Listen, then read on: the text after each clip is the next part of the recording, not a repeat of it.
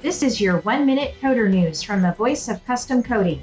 Sherwin-Williams Design House and General Industry Coatings Division has created 3 color collections predicting color trends over the next 3 to 5 years.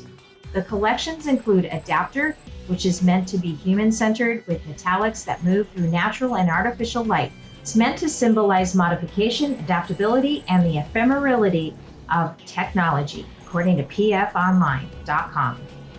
The second collection includes organic hues in the Alchemist collection, represent nature and nurture. Steel, brick, old factory buildings, and barns is the field for the collection, centered around agriculture. Last is the Advocate collection. The collection is meant to represent the passion of humanitarian efforts. These colors are meant to represent new life, the unknown, and of course, conservation and preservation. And that's been your 1-minute coder news. See you next time.